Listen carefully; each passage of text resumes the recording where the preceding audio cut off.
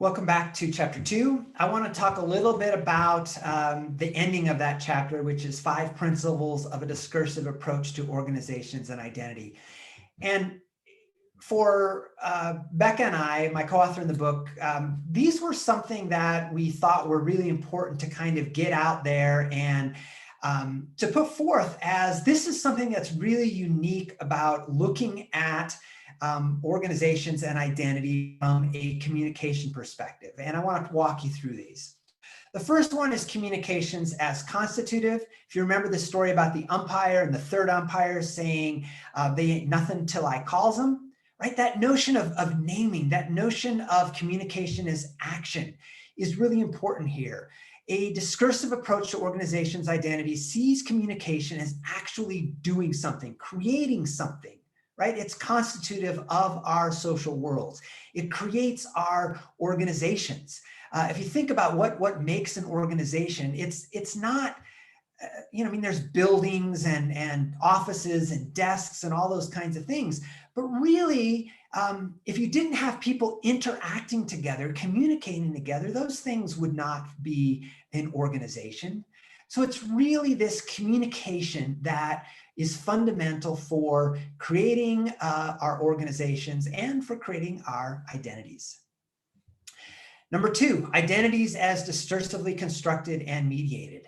How do we form who we are? Well, we do it over a long period of time through various kinds of communications, through the messages that we are exposed to, the ones that we internalize, the ones that we tell about ourselves and others tell about us.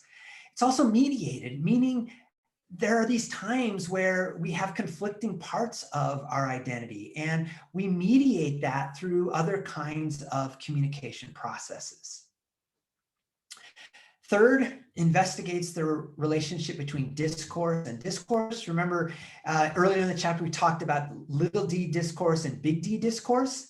And that relationship between the two is so fundamentally important for thinking about how we form identities, right? There are these big discourses. They could be religious discourses. They could be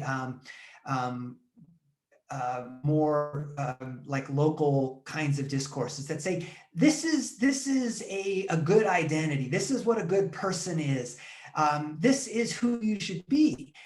And we are confronted with those, and sometimes they fit with who we want to be and we embrace those, but sometimes they don't necessarily. And how do we then negotiate our own identities in the context of these larger big D discourses? How do we reject some of those? How do we embrace those? How do we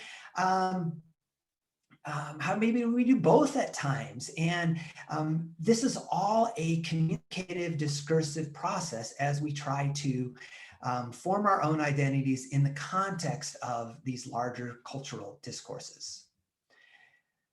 The fourth is identity in organizations as mutually constituted. Contemporary organizations, one of their primary goals is the shaping of the identities of the members of those organizations. To be somebody that works at a particular organization is somebody potentially that is identified with that organization, who thinks about themselves and who they are as at least partially associated and aligned with that organization. Some of our big organizations today, like companies like Google, do a lot to try to encourage the employees to think of themselves and their identities, at least in part, as being members, right, of that organization. So a Googler employee might refer to themselves as Googlers. The notion that I am this kind of person, and there is a particular kind of person that works at and excels and succeeds at Google. So our identities are framed in the context of being in, working in, participating in various organizations. And organizations also have a stake in shaping people's identities in certain kinds of ways, right? If you define yourself, for instance, as a professional, right, in a particular organizational context, then you're going to act like a professional. And organizations really benefit from those kinds of actions. The last piece here, I think, is really important, is to consider the role of power. And this is sort of takes a little bit of a critical bent, a critical perspective on thinking about organizations and identity. And I think this is important because we talk about there's lots of potential discourses out there, but not all of those discourses are equally strong. There are certain discourses that have powerful interests behind them that are more powerful at potentially shaping who we are. Now, we have agency to reject those discourses, but that rejection can also be costly. If I reject the discourse of professionalism, well, there could be consequences for that. If I'm deemed unprofessional, what does that mean? What are the consequences of that for how other people see me and for my career? And so while I have that option, while we all have that option to embrace or reject particular discourses in our world, there's consequences to that, and sometimes the consequences are negative. And we have to weigh what are the advantages if I take up this discourse of my own.